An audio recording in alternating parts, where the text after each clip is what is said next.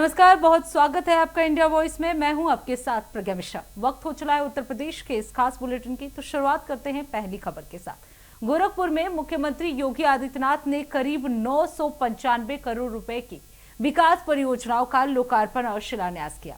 इसमें शहर का पहला 2.6 किलोमीटर लंबा टीपी नगर पैडलेंगेज 6 लेन फ्लाईओवर और पैडलगंज से फिरा गोरखपुरी चौक तक 4 लेन मार्ग प्रमुख है। इन परियोजनाओं से शहर की यातायात व्यवस्था को बड़ा लाभ मिलने की उम्मीद है। आपको बता दें, इस दौरान मुख्यमंत्री ने कहा कि बेहतर कनेक्टिविटी और आधुनिक इंफ्रास्ट्रक्चर से गोरखपुर के विकास को नई गति मिलेगी। और क्या कुछ कहा सीएम योगी आदित्यनाथ ने, चलिए आपको सुनाते हैं। एक नए एमईएस ऑफिस कॉम्प्लेक्स और उनके इंफ्रास्ट्रक्चर शिफ्टिंग के कार्य को निर्माण कार्य पूरा हुआ है और साथ ही साथ गुलरिया में पुलिस के बैरक और हॉस्टल के निर्माण के कार्य का भी आज उद्घाटन हो रहा है। नए कार्यों की श्रृंखला में गोरखपुर में नंदानगर पुलिस चौकी से शमशेर गेट यानी आकाश बिहार डोमेस्टिक एरिया तक मार्ग पर पड़ने वाले यहां पे वाल लेवल क्रॉसिंग है, तो अंडरपास और सर्विस रोड के निर्माण का शिलान्यास का कार्य भी हो रहा है, जिसकी लागत लगभग 75 करोड़ रुपए है। 50 करोड़ की लागत से गोरखपुर में हम लोग स्मार्ट सिटी योजना के अंतर्गत एक साइंस म्यूजियम का निर्माण कार्य प्रारंभ करने जा रहे हैं।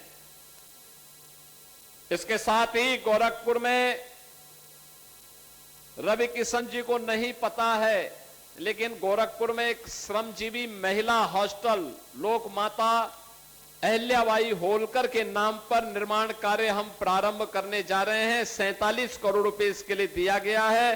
500 कामकाजी महिलाओं के लिए हॉस्टल की सुविधा यहां उपलब्ध कराई जाएगी। इसके साथ ही राजकीय महिला पॉलिटेक्निक में सेंटर ऑफ एक्सीलेंस के लिए, जिसमें इमर्जिंग टेक्नोलॉजी के लिए वहां पर अच्छे लैब्स बनेंगे, आर्टिफिशियल इंटेलिजेंस के लिए, ड्रोन टेक्नोलॉजी के लिए, रोबोटिक के लिए, 3D प्रिंटिंग के लिए, ये सभी प्रकार की सुविधा बालिकाएं गोरखपुर में महिला पॉलिटेक्निक में ही प्राप्त कर पाएंगी।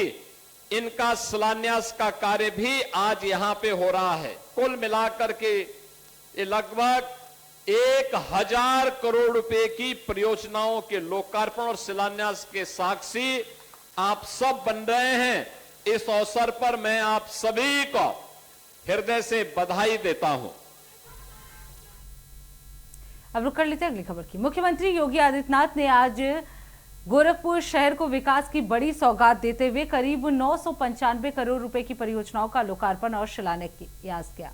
आपको बता दें, इस दौरान उन्होंने गोरखपुर के पहले 6 लेन फ्लाईओवर का भी उद्घाटन किया, जिससे शहर की यातायात व्यवस्था को नई रफ्तार मिलने की उम्मीद है।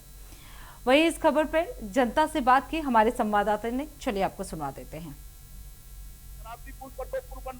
आपका हावड़बंदा 4 लेन हो रहा है, करीब 300 करोड़ और 200 करीब 634 करोड़ रुपए से उसका फ्लाईओवर रेलवे पर और सीधे आपके सोनौली रोड में मिल जाएगा। चारों तरफ से आप देखिए, अभी कुंज महाराज जी ने बास स्थान वाला 4 लेन का अभी 1 हफ्ते पहले लोकार्पण किया। इस तरह से गोरखपुर चारों तरफ से छूट जाएगा 4 लेन से। गोरखपुर बहुत आगे निकल चुका है और उत्तर प्रदेश में जब तक योगी जी है और उत्तर प्रदेश का विकास इसी तरह होता रहेगा। जनता का आशीर्वाद योगी जी के साथ है। अब रुक कर लेते हैं अगली खबर की। उत्तर प्रदेश सरकार के कैबिनेट मंत्री ओम प्रकाश राजभर ने विपक्ष पर निशाना साधते हुए कहा कि जिन लोगों के कार्यकाल में भ्रष्टाचार हुआ है, वही अब सरकार पर सवाल उठा रहे हैं। उन्होंने आरोप लगाया कि विपक्ष छात्रों को गुमराह कर रहा है और मुद्दों को राजनीतिक रंग दे रहा है। राजभर ने कहा कि सरकार सदन में हर विषय पर चर्चा के लिए तैयार है, लेकिन विपक्ष अपनी बात रखने से पीछे हट रहा है। कैबिनेट मंत्री ओम प्रकाश राजभर से खास बातचीत की हमारे संवाददाता बसंत मिश्रा ने, चलिए आपको सुनाते हैं। कार में कैबिनेट मंत्री ओम प्रकाश राजभर जी हमारे साथ हैं। सर, आज आपकी पार्टी के द्वारा पूरे प्रदेश भर में प्रदर्शन किया जाएगा, क्या है आखिर मामला? ये मामला यह है कि समाजवादी पार्टी के सांसद हैं घोसी के राजीव राय जी, उन्होंने अपना प्रतिनिधि बनाया है और उस प्रतिनिधि जिसको बनाया है वो समाजवादी पार्टी का पूर्व जिलाध्यक्ष है। लड़ाई यादव बनाम भूमिहार की हो रही है, न्यायालय मुकदमे चल रहे हैं, लड़ भिड़ रहे हैं वो लोग, और आपसी लड़ाई में वहाँ जाति सूचक अपशब्द बोले जा रहे हैं। और वहीं नहीं, आए दिन समाजवादी पार्टी के नेताओं द्वारा जातियों को अपमानित किया जा रहा है। वहाँ उन्होंने कहा कि भर चमार बनौले हुआ, कहा तो उन्होंने, मतलब जातियों को नाम लेकर के इस तरह बोलना, आप लड़ रहे हो, मरो कटो, हमसे क्या मतलब है? वोट यादव देगा, सांसद बनाएगा भूमिहार को, भूमिहार कुछ करे, उससे हमसे क्या मतलब है? वो समाजवादी पार्टी के दोनों लोग समझो, लेकिन बीच में आप ला रहे हो, भर चमार बना रहे हो और आए दिन इस तरह की हरकतें कर रहे हो। तो इस पर रोक लगाने के लिए संगठन की तरफ से, भारतीय समाज पार्टी के संगठन की तरफ से आज पूरे प्रदेश के 75 जिले में एक सांकेतिक धरना दिया जा रहा है कि इस पर पाबंदी लगाई जाए, और नहीं तो फिर भाई समाजवादी पार्टी, और जब भारतीय समाज पार्टी भी उसी रास्ते पर चल देगी तो दिक्कत पैदा होगी समाजवादी पार्टी को। सर, लगातार अखिलेश यादव छात्रों को लेकर के कह रहे हैं कि सरकार जो है वो तानाशाह है, छात्रों की बात नहीं सुन रही है, धर्मेंद्र प्रधान का इस्तीफा नहीं करवा रही। देखिए, सुपवा तो सुपवा चलनिया बोलो तो जेकरे 72 गो छेद बा। समाजवादी पार्टी की सरकार में पेपर खुलेआम बिकते थे, खुलेआम नकल कराई जाती थी, नकल की छूट होती थी, और वो व्यक्ति आज इस तरह की बात कर रहे हैं। उनका कोई अधिकार नहीं सरकार के ऊपर उंगली उठाने का। कांग्रेस की सरकार में भी पेपर लीक हुए हैं, उठा करके आप उनका इतिहास देखिए, और ये लोग कह रहे हैं। और प्रधानमंत्री जी ने कहा ना कि भाई जो लोग इस मामले में दोषी हैं उनके खिलाफ हम फास्ट ट्रैक कोर्ट बना करके हम जल्दी ही उनको सजा दिलाएंगे। अब इससे बढ़िया क्या हो सकता है? लगातार जो छात्र हैं अभी भी डटे हुए हैं, प्रदर्शन कर रहे हैं, ऐसे में उनकी बात कह रहे हैं जब तक इस्तीफा नहीं हो जाएगा वो हटने वाले नहीं। अब देखिए, उनकी मांग है, अब सरकार दिल्ली की सरकार है और दोनों लोगों में वार्ता चल रही है, जो डिसीजन होगा वो सबके सामने आएगा। आज आपने एक ट्वीट किया है कि एक ब्राह्मण लड़का है जिसको मारा पीटा गया है, अखिलेश यादव पर निशाना साधा है पीडीए पर, उसको लेकर के क्या? देखिए, मैं बताया हूँ वो पीडीए चलाते हैं, पीट देगा याहिर, करते हैं ब्राह्मण सम्मेलन। अब बताओ 4 साल के बच्चे का क्या कसूर है? उसका मार करके सर फिर दे, पूरा खून से लथपथ उसका देखिए, देखे होंगे फोटो। यही करते हैं पीडीए का काम, यही ब्राह्मण सम्मेलन करते हैं। समाजवादी पार्टी में रहने वाले उन ब्राह्मण भाइयों से मैं कहना चाहता हूं, जरा इस फोटो को देखो कि ओम प्रकाश राजभर गलत है कि तेरा पीडीए गलत है, तेरा नेता गलत है, तेरे नेता के साथ रहने वाले लोग गलत हैं। इस नाते मैंने ट्वीट किया है। क्या कसूर है उस 4 साल के बच्चे का? इसका जवाब है समाजवादी पार्टी के नेता का। बाकायदे एफआईआर की कापी है, 4 यादव मिलकर के मारे हैं, समाजवादी पार्टी के नेता हैं लोग। 27 का चुनाव नजदीक है, ऐसे में लगातार समाजवादी पार्टी हो या गठबंधन कह रहे हैं कि अब तो छात्र भी उनके समर्थन में आ गए हैं, 27 सरकार वो बनाएंगे। 27 में 27 को जीत जाए सपा तो यह बहुत है। वहाँ तो होड़ लगी है दिल्ली में, केजरीवाल जी सोच रहे हैं कि हमारे संघे आ जाएं, अखिलेश जी सोच रहे हैं कि हमारे संघे आ जाएं, राहुल जी सोच रहे हैं हमारे संघे आ जाएं। अब देख रहे हैं कि अकेला जाके अगर राहुल गांधी प्रदर्शन कर रहे हैं, मौका पाए तो फिर अखिलेश जी भी उसमें घुस गए कि हमको भी श्रेय मिल जाए। सब खाली श्रेय लेने के चक्कर में पड़े हैं, लेकिन अपनी कहानी नहीं बता रहे हैं कि जब मेरी सरकार थी तो मैं पेपर बेच रहा था। लीक की तो बात छोड़ दीजिए, पेपर बेच रहा था। जो कल पेपर होना है उस पेपर को बेच रहे थे कि अब आओ ले जाओ, पेपर सॉल्व करके लेके आओ, खुली नकल करा रहे थे। ये लोग क्या बोलेंगे? इनको सरकार पे उंगली उठाने का कोई अधिकार नहीं है। के लिए ये थे उत्तर प्रदेश सरकार में कैबिनेट मंत्री ओम प्रकाश राजभर। वीडियो जर्नलिस्ट के साथ बसंत मिश्रा, इंडिया वॉइस, लखनऊ। अब रुक कर लेते हैं अगली खबर की। उत्तर प्रदेश में विधानसभा चुनाव की आहट के साथ ही राजनीतिक गतिविधियां भी तेज हो गई हैं। आपको बता दें, सत्ता पक्ष अपनी विकास योजनाओं और उपलब्धियों को जनता के बीच पहुंचाने में जुटा है, तो वहीं विपक्ष सरकार के दावों पर सवाल उठा रहा है। चुनावी माहौल में अब बहस विकास के मुद्दों से आगे बढ़कर आरोप प्रत्यारोप तक पहुंचती हुई नजर आ रही है। आपको बता दें, बीजेपी विधायक सुरेंद्र मैथानी से खास बातचीत की हमारे संवाददाता कुशाग्र अवस्थी ने। चलिए आपको सुनाते हैं। भारतीय जनता पार्टी से गोविंद नगर विधानसभा के विधायक सुरेंद्र मैथानी जी हैं, आइए उनसे बात करते हैं। विधायक जी, लगातार जो छात्रों का धरना प्रदर्शन चल रहा है दिल्ली के जंतर मंतर पर, वहाँ पर लगातार जो विपक्षी पार्टी है वो लगातार आरोप लगा रही है और कह रही है कि जो अभी हिंसा भी हुई थी जिसमें पुलिस ने लाठीचार्ज की थी, तो ये भाजपा की एक बहुत बड़ी, मतलब कि भाजपा अपनी अहंकार में डूबी है और ये जो काम कर रही है ये विदेशी आक्रमणकारियों के जैसे कार्य कर रही है। हाँ, देखिए, छात्रों के प्रति हम सब लोगों की भी संवेदनाएं हैं। नीट की परीक्षा में जो भी कहीं कोई गड़बड़ी हुई थी उस पर सख्त कार्रवाई प्रधानमंत्री जी ने कहा और उस पर बोला भी है। सरकार ने बातचीत का न्योता भी दिया है। विपक्षी लोग केवल इन छात्रों के इस आंदोलन को भी उन्होंने गुमराह करके अपने अपने एजेंडे लेकर के उनके यहाँ घुस गए और उनका एजेंडा पीछे छोड़ दे रहे हैं।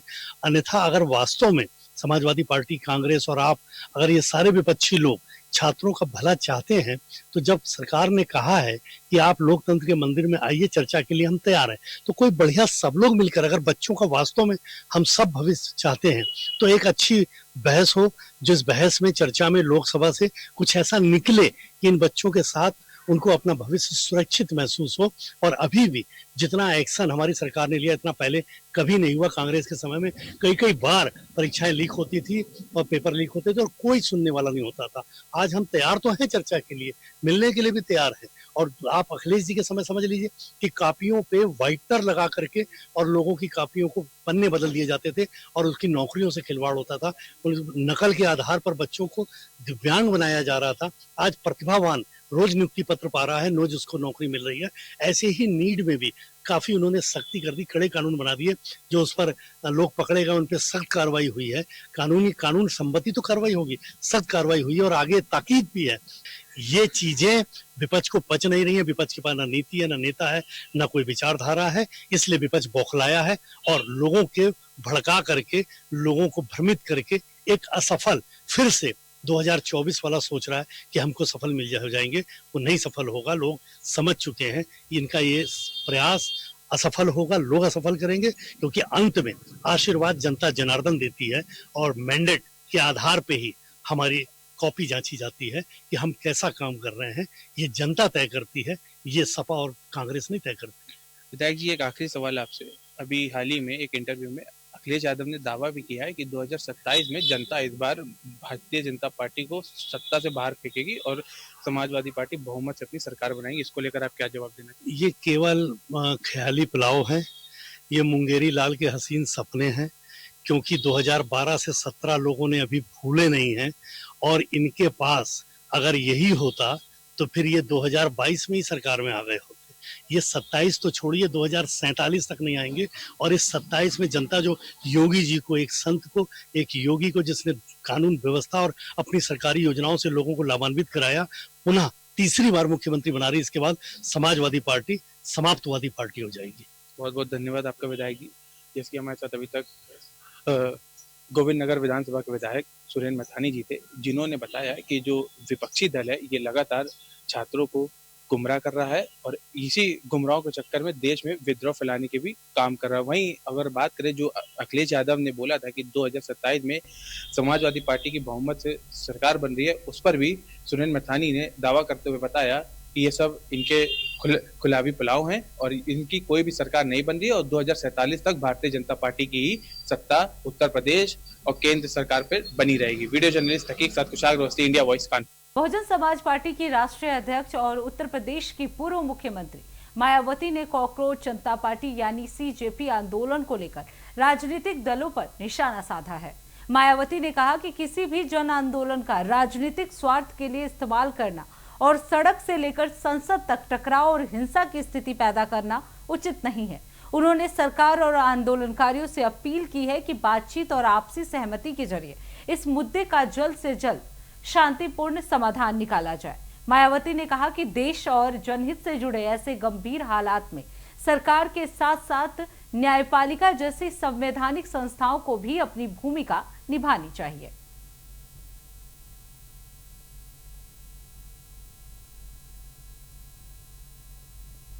अब रुक कर लेते हैं अगली खबर की। कानपुर नगर ग्रामीण कांग्रेस कमेटी ने जिला अध्यक्ष संदीप शुक्ला के नेतृत्व में केंद्र सरकार के खिलाफ प्रदर्शन किया है। आपको बता दें, कांग्रेस कार्यकर्ता तिलक हॉल से राष्ट्रपति के नाम ज्ञापन देने जिलाधिकारी कार्यालय के लिए निकले, लेकिन कोतवाली चौराहे पर पुलिस ने बैरिकेडिंग कर उन्हें रोक दिया है। एसीपी कोतवाली अमित कुमार पांडे के नेतृत्व में मौजूद पुलिस बल ने प्रदर्शनकारियों को आगे बढ़ने से रोका। इसके बाद कांग्रेस कार्यकर्ताओं ने वहीं धरना प्रदर्शन शुरू कर दिया और राष्ट्रपति के नाम ज्ञापन पुलिस अधिकारियों को सौंपा। कांग्रेस नेताओं ने केंद्र सरकार पर विफलताओं का आरोप लगाते हुए संवैधानिक कार्रवाई की मांग की है। कांग्रेस ग्रामीण अध्यक्ष संदीप शुक्ला से खास बातचीत की हमारे संवाददाता कुशाग्र अवस्थी ने। दिल्ली में कानपुर में भी यहाँ पे तिलक हॉल चौराहे पर कांग्रेस द्वारा यहाँ पे धरना प्रदर्शन कराया जा रहा है, क्योंकि कांग्रेस से ग्रामीण जिला अध्यक्ष आइए उनसे बात करते हो जाते हैं। आज इन्होंने यहाँ पे धरना प्रदर्शन क्यों किया और क्या वजह? संदीप जी, आज आपने यहाँ पे धरना प्रदर्शन किया है, क्या है वजह? देश की नरेंद्र मोदी सरकार पूरी तरह विफल हो गई है। ये छात्रों, नौजवानों, किसानों, मजदूरों, अल्पसंख्यकों, पिछड़ों, दलितों सब पे अत्याचार कर रही है। नरेंद्र मोदी के अंदर कायरता तो पहले से थी, लेकिन अब जनरल डायर की भी आत्मा आ गई है। जिस तरह उन्होंने हमारे नेता प्रतिपक्ष राहुल गांधी जी, प्रियंका गांधी जी और वरिष्ठ नेताओं के साथ बर्बर व्यवहार किया, उनका खून बहाया सड़कों पे, तो हम लोग कांग्रेस के लोग राष्ट्रपति महोदया से मांग करने जा रहे थे कि इस सरकार को बर्खास्त किया जाए और देश में राष्ट्रपति प्रणाली लागू की जाए। वहीं पर संदीप जी, लगातार अभी आप यहाँ पे जा रहे थे, आपने ज्ञापन दिया है, किसको आप ज्ञापन देने गए? ज्ञापन हम लोग राष्ट्रपति महोदया को संबोधित ज्ञापन जिलाधिकारी कानपुर को देने जा रहे थे, लेकिन रास्ते में भारी पुलिस बल और बैरिकेड्स लगा के हम लोगों को रोका गया। लेकिन कांग्रेस के कार्यकर्ता रुकने वाले नहीं है, झुकने वाले नहीं है, डरने वाले नहीं है। इस मोदी सरकार को समझ लेना चाहिए कि निश्चित तौर पे इस सरकार के जाने का समय आ गया है। अब इस सरकार को हम लोग उखाड़ फेंकेंगे। संदीप जी, वहीं पे लगातार पेपर लीक को लेकर जंतर मंतर पे भी लगातार धरना प्रदर्शन किया जा रहा है, जिसको लेकर बाकी पार्टी जैसी हो गई, कांग्रेस हो गई, सपा हो गई, लगातार जमीनी तौर पर उतर आई है और लगातार भाजपा के खिलाफ धरना प्रदर्शन भी कर रही है। तो इसको आप किस तरीके से देखते हैं? देखिए, अब इनके जाने का समय आ गया। नरेंद्र मोदी की जो अत्याचार, कुशासन, अकर्मण्यता, मक्कारी है, ये सब जनता को पता लग गई। अब जनता इनके खिलाफ सड़कों पे उतर आई है। दिल्ली में आप देख लीजिए, जंतर मंतर से लेके कनॉट प्लेस तक आम जनमानस, आम बच्चे, आम छात्र वो सड़कों पे इस सरकार के खिलाफ उतर आए हैं। अब इस सरकार को जाना ही होगा। अगर आपकी मांग पूरी नहीं होती तो आप लोग क्या करेंगे? सड़कों पे आंदोलन होगा। जिस तरह आज हम लोग सड़कों पे निकले हैं, रोज सड़कों पे निकलेंगे।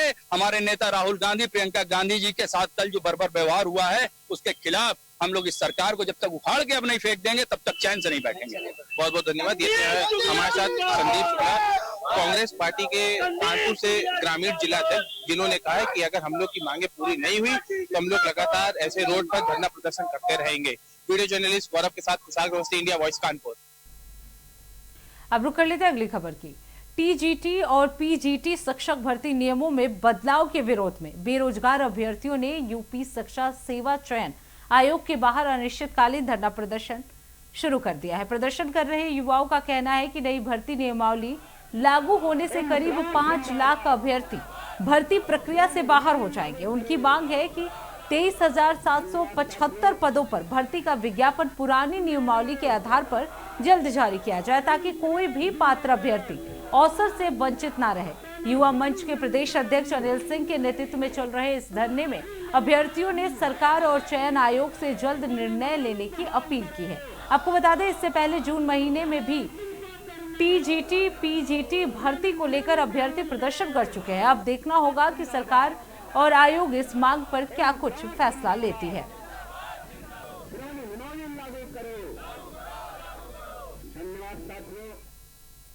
अब रुक कर लेते हैं अगली खबर की। प्रयागराज में भी दिल्ली के जंतर मंतर पर चल रहे छात्र आंदोलन की गूंज सुनाई देने लगी है। आपको बता दें, संगम नगरी में भी छात्रों ने धरना शुरू कर दिया है और दिल्ली में हुए कथित लाठीचार्ज के विरोध के साथ साथ आंदोलनकारियों की मांगों के समर्थन में प्रदर्शन किया गया। धरना दे रहे छात्रों का कहना है कि उनकी मांगों को गंभीरता से सुना जाए और समस्याओं का जल्द समाधान निकाला जाए। इसी बीच हमारे प्रयागराज के संवाददाता शोएब रिजवी ने धरना स्थल पर मौजूद छात्रों से खास बातचीत की। चलिए आपको सुनाते हैं। में जो धरना प्रदर्शन शुरू हुआ उसकी गूंज अब अन्य शहरों तक पहुंच चुकी है। पूरब का ऑक्सफोर्ड कहे जाने वाले इलाहाबाद विश्वविद्यालय से जुड़े तमाम छात्र संगठन अब मुखर हो चुके हैं। लगातार प्रदर्शन का दौर शुरू हो चुका है। अलग अलग तरीके से अपनी डिमांड कर रहे हैं। उनका कहना है कि दिल्ली में जो कुछ हुआ है वो अनैतिक था, छात्रों के साथ अन्याय हुआ है। लेकिन इसके पीछे जिस तरह के आरोप उन पर लग रहे हैं, हम ऐसे संगठन से बात कर रहे हैं जिसके बारे में कहा जाता है कि बहुत ही बेबाकी से वो अपनी बात रखते हैं, और हम भी कोशिश करेंगे कि उनसे वो सवाल पूछे कि आखिर आप नीट की परीक्षा हो चुकी है, अब भी आंदोलन क्यों कर रहे हैं? जो परीक्षाएं हो चुकी हैं उसकी डिमांड को लेकर के आप अभी भी क्यों प्रदर्शन कर रहे हैं? देखिए, हमारी मांग साफ साफ है कि जिस तरह से शिक्षा क्षेत्र की जो बदहाली चल रही है इस समय मोदी सरकार में, कि पेपर पे पेपर लीक हो रहा है और अकाउंटेबिलिटी के नाम पर वो शिक्षा मंत्री जो है हमसे डायलॉग तक नहीं करता है। तो इतना जो बेशर्म शिक्षा मंत्री बैठा हुआ है वहाँ पर, अगर वो एक एग्जाम ठीक से नहीं करा सकता है तो वो कुर्सी पे है क्यों? तो हमारा साफ साफ कहना है कि धर्मेंद्र प्रधान सबसे पहले तो इस्तीफा दें, उसके बाद आप देखिए कि किस तरह से जंतर मंतर का एक महीने से प्रोटेस्ट चल रहा है और एक ही डिमांड के साथ प्रोटेस्ट चल रहा है। और जिस तरह से पुलिस ने जो क्रूर व्यवहार किया उनके साथ, ब्रूटल क्रैकडाउन, आप देखिए कि किस तरह से लाठियों पे कीले ठोक कर मारा है। देखिए, इनकी एक बात से साफ हो चुका है कि जो शिक्षा मंत्री वर्तमान में है उन्होंने अपना विश्वास छात्रों से खो दिया है, और शायद यही वजह है कि उनका कहना है कि वो शिक्षा मंत्री का इस्तीफे के सिवा अब कोई और बात मानने को तैयार नहीं। लेकिन जिस तरह से वहाँ पर लाठीचार्ज की गई, जिस तरह से ऐसा कहा जा रहा है कि छात्रों ने भी पुलिस पर भी हमला किया है। ऐसा बिल्कुल नहीं है, ये सब मोदी मीडिया का काम है। छात्र 1 महीने से वहाँ धरने पे बैठ रहे हैं और शांतिपूर्वक तरीके से धरना दे रहे हैं। और शिक्षा मंत्री ने क्या बयान जारी किया कि वहाँ जो छात्र बैठे हैं वो दहशतगर्द हैं। 20 जुलाई को संसद मार्च होता है, उसमें दहशतगर्दी दिखती है पुलिसों की, उसमें दहशतगर्दी दिखती है सरकार की, कि किस तरीके से लाठियों पर कील ठोक कर उनको मारा जाता है, उनका सर फोड़ा जाता है, उनका पैर तोड़ा जाता है। और मांग क्या थी कि आप जवाबदेही तय कीजिए कि लगातार जो पेपर लीक हो रहे हैं उस पे आप जवाब दीजिए। बिल्कुल। अच्छा, देखिए, बिल्कुल कह रहे हैं कि जिस तरह से क्रूर तरीके से पुलिस ने बल प्रयोग किया है, लाठियों में कील लगा करके उनको मारा पीटा गया है। मीडिया से भी आप लोग बहुत नाराज हो जाते हैं, क्योंकि मीडिया का काम है दिखाना, जो कुछ घट रहा है वो दिखा रहा है। आप लोग मीडिया को क्यों टारगेट करने लगते हैं? मीडिया को क्यों नहीं आदमी टारगेट करेगा? जो बात सच्चाई है, जो बात स्टूडेंट का है, जो बात स्टूडेंट के हक की है, वो मीडिया कभी बोलता नहीं है। मीडिया का एक ही प्रोपेगेंडा रहेगा, कभी उसको खालिस्तानी, कभी अफगानिस्तानी, कभी पाकिस्तानी, या यहाँ के युवा, यहाँ के देशवासी जो देश के लिए आवाज़ उठा रहे हैं। अब बताइए, एक जिम्मेदारी किसकी है? सरकार की जिम्मेदारी है। स्टूडेंट, अब सरकार जैसे जाहिल तो है, पढ़े लिखे तो है नहीं, तो इनको जवाब देने तो आता नहीं है। बिल्कुल, देखिए, समाज से ही निकले हुए ये छात्र हैं, उन्हीं परिवारों से निकले हुए हैं जो अलग अलग विभागों में नौकरी भी कर रहे हैं। मीडिया में भी इसी समाज से लोग जुड़े हुए हैं। उनका कहना है कि मीडिया जिस तरह का रोल अदा कर रहा है वो शायद छात्रों के हित में काम नहीं कर रहा। ये काफी समय से इलाहाबाद विश्वविद्यालय में छात्रों के लिए संघर्ष करते रहे हैं। इसका अंत कहाँ दिख रहा है? क्या कुछ है? कहाँ तक जाएगा ये आंदोलन? हमको लगता है कि जिस तरह से भाजपा एक तानाशाह हो गई, पार्टी खत्म कर दे रही थी, विधायक सांसद खरीद ले रही थी, और मीडिया पे तो एक स्तर पे कब्जा हो गया था कुछ खास घरानों का। आप देखिए तो लग रहा था कि इस देश में कोई आवाज़ आगे बढ़ ही नहीं सकती। किसान आंदोलन को आप खालिस्तानी आंदोलन, CA NRC को आप देश विरोधी आंदोलन लगातार दमन करते रहे हैं, और इनको लग रहा था कि छात्र ही कहाँ एकजुट हो पाएंगे, लाठी चला के भगा देंगे, और इन्होंने पूरी कोशिश की। क्या आपको लगता है कि आंदोलन को डिस्टर्ब करने के लिए भी कुछ लोग शरारत कर रहे हैं? बिल्कुल, आंदोलन को डिस्टर्ब करने के लिए कोई शरारत नहीं कर रहा है। ये पुलिस प्रशासन की एक चाल है, और जो मोदी मीडिया भी उसकी भी एक चाल है। बिल्कुल, तो कह सकते हैं कि देखिए, ये युवा हैं वो बहुत नाराज हैं। उनका कहना है कि जिस तरह से शिक्षा प्रणाली है अब उसमें परिवर्तन लाना ज़रूरी हो चुका है। जिस तरह से पिछले पेपर लीक हुए थे उससे अब इस शिक्षा मंत्री पर उनका भरोसा उठ चुका है। लेकिन जिस तरह से दोनों तरफ से अब कोशिशें की जा रही हैं, जहां आंदोलनकारी लगातार अपनी डिमांड पर अड़े हुए हैं, वहीं सरकार भी क्या कुछ पहल कर रही है और उसका नतीजा क्या होगा ये ज़रूर इंतजार करना पड़ेगा। लेकिन इतना ज़रूर है कि अब छात्रों में लगातार आक्रोश बढ़ रहा है और उसी कड़ी में संगम नगरी प्रयागराज तक उसकी आँच आ चुकी है। Shoaib Rizvi, India voice, Prayagraj. तो इसी के साथ उत्तर प्रदेश के इस खास बुलेटिन में बस इतना ही। देश दुनिया की तमाम बड़ी खबरों के लिए देखते रहिए इंडिया वॉइस। तब तक के लिए नमस्कार।